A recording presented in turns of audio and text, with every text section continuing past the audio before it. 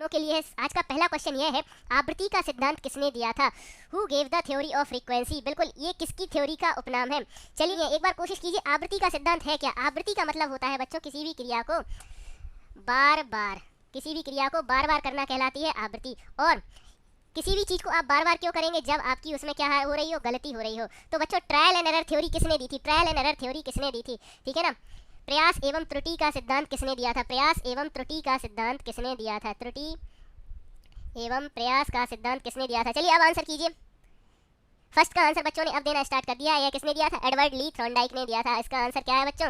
Edward Lee Thorndike. C is the correct option. बिल्कुल बच्चों, C is the correct option. इसका answer यह है, C is the correct answer. बिल्कुल। इस सिद्धांत का दूसरा नाम ये भी था, प्रयास एवं त्रुटि का सिद्धांत। इस सिद्धांत को ट्रायल एंड एरर थ्योरी भी कहते हैं। इसी सिद्धांत को उद्दीपक अनुक्रिया सिद्धांत भी कहते हैं।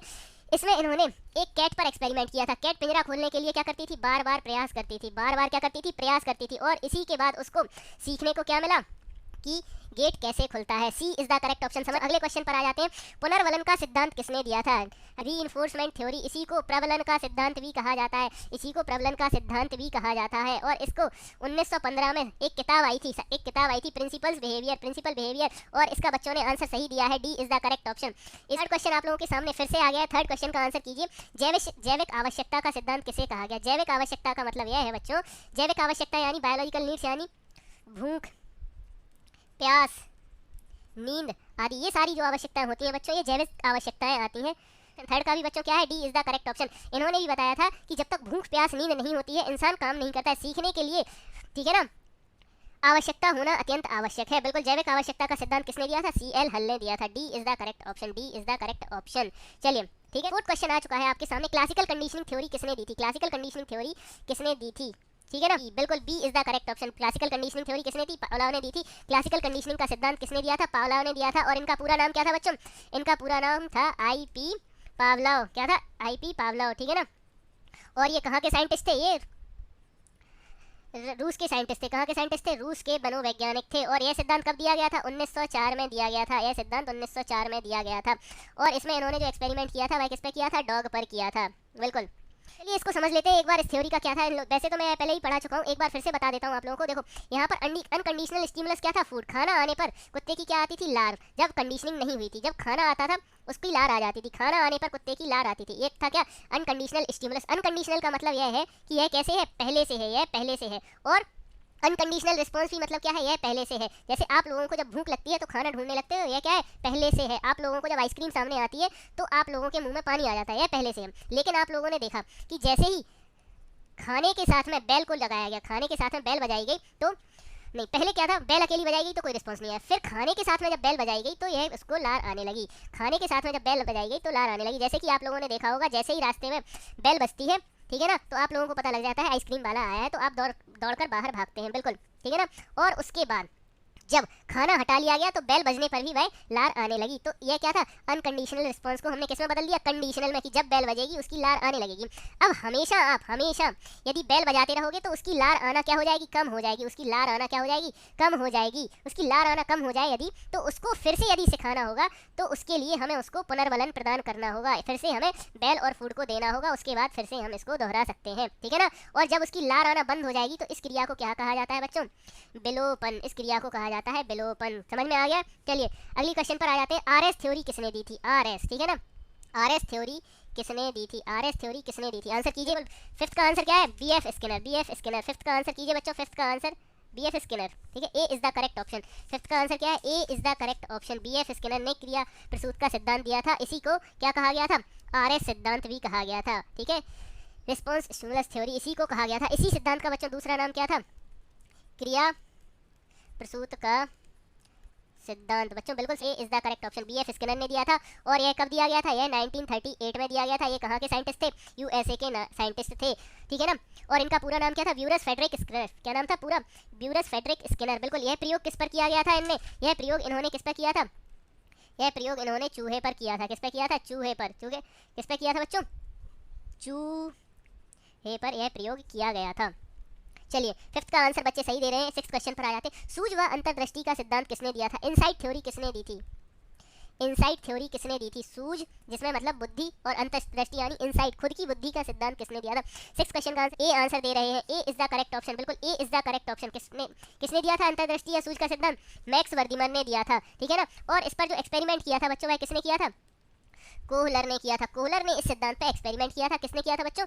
कोहलर ने इस सिद्धांत पर एक्सपेरिमेंट किया था। किसने किया था बच्चों? कोहलर ने किया था। और यह सिद्धांत बच्चों कब प्रस्तुत किया गया था?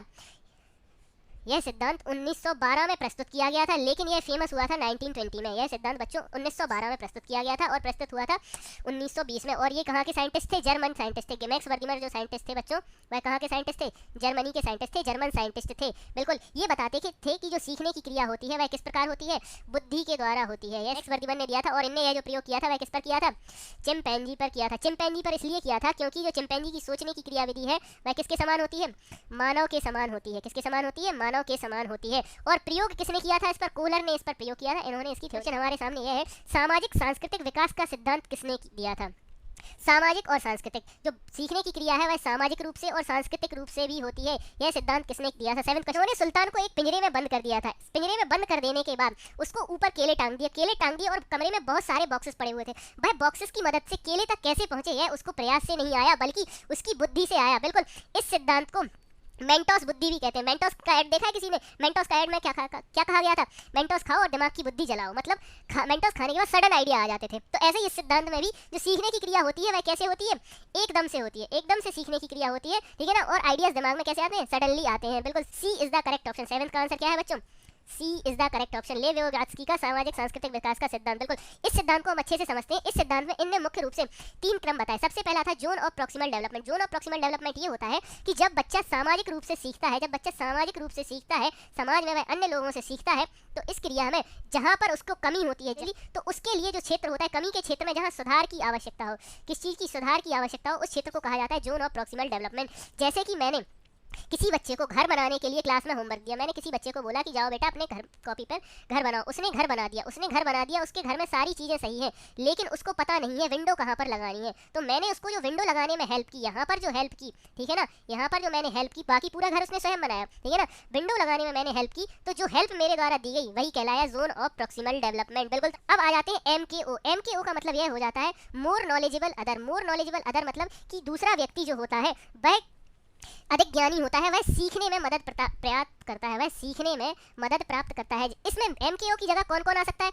MKO की जगह एक शिक्षक हो सकता है, माता पिता हो सकते हैं, ठीक है ना, माता पिता हो सकते हैं, कोई भी सहपाठी भी हो सकता है, कोई भी सहपाठी भी हो सकता है, ठीक है ना। तो मोर नॉलेजेबल अदर में वो लोग आ जाते हैं जो अधिक ज्ञान रखते हैं। इसमें वो लोग आ जाते हैं जिनको अधिक ज्ञान होता है और जो लोग सीखने में मदद करें, तो इसको मोर नॉलेजेबल अदर कहा जाता है। तो फर्स्ट 2 पॉइंट्स क्लियर हो गए। इसके बाद आ जाता है बच्चों third point, scaffolding. Scaffolding का मतलब यह है कि मचान सुना है आप लोगों ने? किसी के घर के में छत बन रही हो तो छत के लिए जो टेम्पररी सपोर्ट प्रोवाइड कराया जाता है, ठीक है ना। तो इसमें जो टीचर टेम्पररी सपोर्ट देता है वह आ जाता है स्केप फोल्डिंग के अंतर्गत। जैसे कि आप लोगों को मैं बताऊंगा, जैसे आप लोगों ने चलने की क्रिया जब स्टार्ट की होगी, चलने के लिए, ठीक है ना, चलने की क्रिया में जो मदद आप लोगों को, ठीक है ना, हाथ पकड़ के करवाई जाती है वह कहलाती है स्केप फोल्डिंग। यह एक टेम्पररी सपोर्ट के अंतर्गत आता है। बिल्कुल पियाजे का सिद्धांत अपनी सोच व दिमाग से संसार की परिकल्पना कराता है, ठीक है ना। जीन पियाजे को जो सिद्धांत था वह बोलता था कि बच्चा जो सीखने की क्रिया करता है वह सोच व दिमाग से संसार की परिकल्पना करता है। लेकिन व्यवगात्स्की के अनुसार ज्ञान सामाजिक क्रियाओं का परिणाम है। ज्ञान जो है वह किन क्रियाओं का परिणाम है? जहाँ पर बच्चों सोशल लर्निंग की बात आ जाए वहाँ पर किसने थ्योरी दी थी? व्यवगात्स्की ने दी थी, ठीक है ना। वास्तविक क्षमता, इंपॉर्टेंट पॉइंट बच्चों, इंपॉर्टेंट, बहुत ही इंपॉर्टेंट। देखो इंपॉर्टेंट बच्चों यह है कि आप लोग जैसे 95% मार्क्स ला सकते हैं, लेकिन आपके आ रहे हैं 60%, तो आपकी वास्तविक क्षमता जो है वह 95% की है और आप कार्य कर रहे हैं 60 लाख। तो इसके बीच का जो अंतर होता है वह कहलाता है ZPD। बिल्कुल आप जितना काम कर सकते हैं और आप जितना कर रहे हैं उसके बीच का अंतर क्या कहलाता है बच्चों? ZPD, zone of proximal development. Fifth point is the last point. चलिए अगले क्वेश्चन पर आ जाते हैं। नैतिक विकास का सिद्धांत किसने दिया था? नैतिक विकास का सिद्धांत किसने दिया था? Moral development theory. Moral development theory किसने दी थी? आंसर इसका बच्चों ने आंसर दे दिया है, D is the correct option. Lawrence Kohlberg ने यह सिद्धांत दिया हुआ था। चलिए एक बार इसके स्तरों को समझ लेते हैं कितने हैं। लॉरेंस कोलबर्ग के अनुसार, कोलबर्ग ने देखो यह थ्योरी आई कैसे, देखो सबसे कोलबर्ग ने पियाजे के संज्ञानात्मक विकास की अवस्थाओं का क्या किया? अध्ययन किया और इसके आधार पर निर्णय लेने की क्षमता, किसकी क्षमता बच्चों? डिसीजन मेकिंग टेंडेंसी को इन्होंने वर्गित किया और इसको कितने स्तरों में विभाजित किया? 3 स्तरों में। और प्रत्येक स्तर के कितने भाग थे? 2 भाग थे। चलिए एक बार इनके नाम समझ लेते हैं। सबसे पहला स्तर था बच्चों वह था पूर्व परंपरागत स्तर। पूर्व परंपरागत स्तर की भी 2 अवस्थाएं थी। सबसे पहली जो अवस्था थी बच्चों, बिल्कुल सबसे पहली जो अवस्था थी बच्चों उसमें क्या था, दंड और आज्ञा पालन की अवस्था। इसमें जो बच्चा होता है वह क्या करता है, पनिशमेंट से बचने की कोशिश करता है और दूसरे लोग जो बोलते हैं वह उसको सही मानता है। यह प्रथम अवस्था होती है। प्रथम अवस्था में बच्चा जो होता है वह दंड से बचने के लिए आज्ञा पालन करता है। यह सबसे स्टार्टिंग में, जैसे आप लोगों ने देखा होगा 4-5 साल के बच्चे को, 4 to 5 ईयर का जो बच्चा होता है उसको बोलोगे कि तुम्हें थप्पड़ मारेंगे यदि पढ़ोगे नहीं, ठीक है ना, तो इससे बचने के लिए वह क्या करेगा, कार्य करेगा। इसमें जो निर्णय लेने की क्षमता होती है प्रारंभिक स्तर पर वह किस तरह की होती है, दंड या आज्ञा पालन की। बिल्कुल। दूसरी अवस्था जो होती है अहंकार की अवस्था। इसका मतलब यह है कि आप उससे कुछ भी बोलोगे तो वह काम करने के लिए सबसे पहले ईगो पे लेगा कि मैं क्यों करूं। जैसे आप लोगों ने देखा होगा बच्चे से यदि सर्वप्रथम पैर छूने के लिए बोला जाए, पैर छूने के लिए यदि बोला जाए तो सबसे पहले लोग क्या कर, वो पैर नहीं छूता है। क्यों, वह पैर ना छूने को अपने ईगो पे ले लेता है। वह सोचता है कि पैर छूना बुरी बात है। और सेकंड स्टेज कौन सी थी बच्चों, कन्वेंशनल स्टेज की। है स्टेज कब आती है, प्री कन्वेंशनल स्टेज के बाद। इसको प्रशंसा की अवस्था भी कहा जाता है। जो बच्चा कार्य करता है ना वह प्रशंसा के लिए करता है। किसके लिए करता है, प्रशंसा। प्रशंसा से आशय हमारा यहाँ पर यह है कि वह जो भी काम करेगा उसको उसके बदले में कितनी प्रशंसा या वाहवाही मिल रही है इसके लिए वह तत्पर रहेगा। जैसे आप लोगों ने देखा होगा स्टार्टिंग में बच्चे जो मार्क्स लाते हैं यदि उनको बोला जाए कि शाबाश बेटा बहुत अच्छा किया, ठीक है, तो इससे उनको क्या मिलती है, आंतरिक खुशी मिलती है। तो प्रशंसा के लिए जो बच्चा कार्य करता है पहले वो कहलाती है प्रशंसा की अवस्था। और यह स्टेज किसके अंतर्गत आती है, कन्वेंशनल स्टेज, ठीक है ना। फिर आ जाता है बच्चों सामाजिक व्यवस्था के प्रति सम्मान की अवस्था, ठीक है ना, stage of respect for social system stage. इसमें मतलब वह होता है सम्मान पाने के लिए कार्य करता है, सम्मान पाने के लिए कार्य करता है। फिर आ जाती है उत्तर कन्वेंशनल स्टेज या पोस्ट कन्वेंशनल स्टेज। इस स्टेज में जो बच्चा होता है वह सामाजिक समझौते की अवस्था, वह समझ जाता है कि क्या सही है, वह नियम पालन वगैरह करने लगता है, सामाजिक नियमों को फॉलो करने लगता है। किसको फॉलो करने लगता है, इसमें वह रूल्स को फॉलो करने लगता है, रूल्स को फॉलो करता है। और इसके बाद फिर वह सार्वभौमिकता का सिद्धांत, मतलब जो चीज़ें चली आ रही हैं उनके अनुसार खुद को क्या कर लेता है, आत्मसात कर लेता है और एडजस्ट कर लेता है। बिल्कुल। अगले क्वेश्चन पर आ जाते हैं, धैर्य व परिश्रम के गुणों का विकास किस सिद्धांत के द्वारा होता है। Is the correct option, A is the correct option, A is the correct option, ठीक है ना। थ्रोनडाइक का सिद्धांत जो होता है वह प्रयत्न एवं भूल का सिद्धांत जो होता है, प्रयत्न एवं भूल का सिद्धांत जो होता है बच्चों, किसका सिद्धांत, A is the correct option, A is the correct option, प्रयत्न एवं भूल का सिद्धांत होता है। बिल्कुल। स्टिमुलस रिस्पांस थ्योरी जो होती है वह धैर्य व परिश्रम के गुणों का विकास करती है। चलिए मैं आप लोगों को बता देता हूँ कैसे इससे धैर्य व परिश्रम के गुणों का विकास होता है। देखो यह जो प्रयोग किया गया था बच्चों कैट पर किया गया था, ठीक है। कैट ने जब बार बार पंजा ढूंढने स्विच ढूंढने की कोशिश की जिससे कि वह बॉक्स खुल जाए, तो इससे क्या हुआ, उसमें धैर्य की प्रवृत्ति जागृत हुई। जब तक कि समस्या का समाधान ना मिले तब तक कार्य करते रहने की प्रवृत्ति क्या कहलाती है, धैर्य कहलाती है। और कार्य करना क्या कहलाता है बच्चों, परिश्रम कहलाता है। तो उसमें आप लोगों ने देखा होगा कि जो बिल्ली होती है वह बार बार कार्य करती रहती है, कार्य करते रहने से उसको धैर्य की प्रवृत्ति हुई। उसके बाद परिश्रम जो किया वह बिल्कुल बिल्ली में आता है। चलिए सब लोगों को आंसर समझ में आ गया होगा, ए इज द करेक्ट ऑप्शन। कौन सा आंसर सही है बच्चों, ए इज द करेक्ट ऑप्शन। इसी सिद्धांत को प्रयत्न एवं भूल का सिद्धांत, प्रयास एवं त्रुटि का सिद्धांत भी कहते हैं। इसी सिद्धांत को आवृत्ति का सिद्धांत भी कहते हैं। इसी सिद्धांत को क्या कहते हैं, आवृत्ति का सिद्धांत भी कहते हैं। इसी सिद्धांत को बच्चों उद्दीपक अनुक्रिया का सिद्धांत भी कहते हैं, स्टिमुलस रिस्पांस थ्योरी भी कहते हैं। और इसी सिद्धांत को संबंधवाद का सिद्धांत भी कहा जाता है। इसी सिद्धांत को संबंधवाद का सिद्धांत भी कहा जाता है। यह सिद्धांत कब दिया गया था बच्चों, कई बार बता चुका हूँ, 1913 में दिया गया था, यूएसए में दिया गया था। और किसने दिया था, एडवर्ड ली थ्रोनडाइक ने दिया था।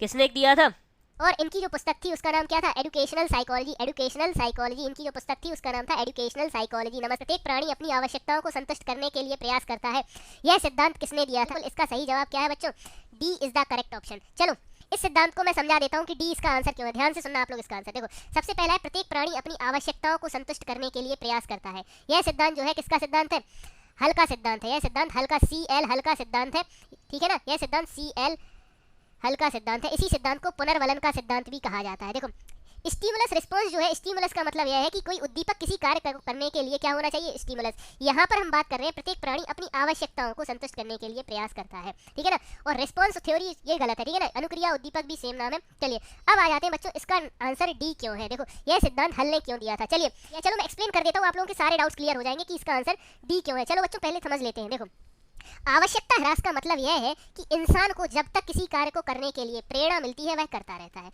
ठीक है ना। प्रेरणा मिलती है वह करता रहता है, किसी कार्य को करने के लिए जब तक की प्रेरणा मिलती रहे वह करता रहता है। और यह सिद्धांत जो है वह कार्य करता है रीइंफोर्समेंट थ्योरी पर। प्रेरणा यानी रीइंफोर्समेंट, ठीक है। तो आवश्यकता ह्रास का मतलब यह है, जैसे कि मैंने बताया था, ठीक है ना। भूख क्या है, एक आवश्यकता है। भूख क्या है, आवश्यकता।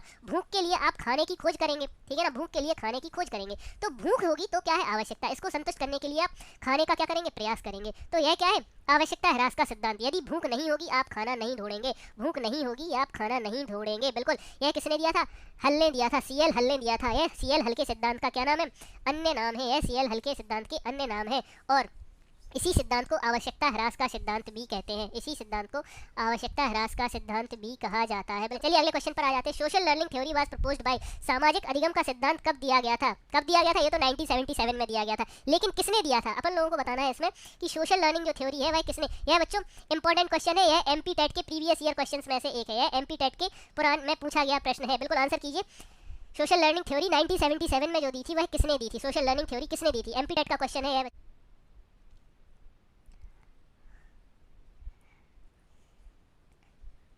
दिया है। यह सिद्धांत किसने दिया था? अल्बर्ट बंडूरा ने दिया था। यह सिद्धांत बच्चों अल्बर्ट बंडूरा ने दिया था। Option B is the correct option. बिल्कुल, सबसे पहले जो सीखने की क्रिया है उसमें क्या चाहिए? अटेंशन। अटेंशन अटेंशन यानी अवधान, ठीक है ना। अटेंशन सबसे पहले इंपॉर्टेंट होता है। आप लोगों को पढ़ाया भी हुआ है कि अल्बर्ट बंडूरा के अनुसार यदि आप किसी चीज़ को सीखना चाहते हैं तो उस पर आपको अटेंशन देना अत्यंत आवश्यक है। किसी भी चीज़ को सीखने के लिए उस पर अटेंशन देना सबसे इंपॉर्टेंट है। जैसे कि आप लोग, मैं एग्जांपल देता हूँ, ये आपका घर था, घर से आप लोग कहाँ जा रहे थे? स्कूल जा रहे थे। घर से स्कूल जा रहे थे, घर से स्कूल के रास्ते में बहुत सारी क्या थी बच्चों? दुकानें थी, ठीक है ना।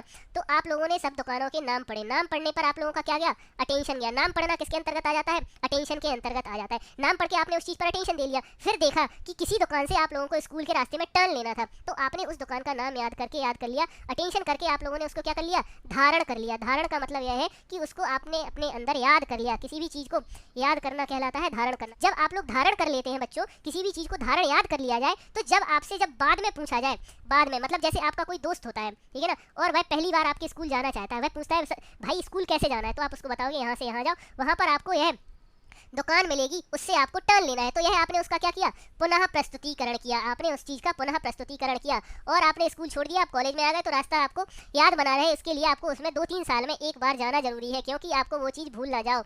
और इसके लिए, ठीक है ना, इन्होंने एक बोबो डॉल या बूडू डॉल एक्सपेरिमेंट भी किया था, जिसमें इन्होंने एक बच्चे के सामने डॉल को मारा, ठीक है, और फिर जब बच्चे को डॉल के साथ अकेला छोड़ दिया गया तो वह बच्चा भी डॉल के साथ मारपीट करने लगा। अल्बर्ट बंडूरा का जो सिद्धांत है वह कब आया था? 1977 में आया था।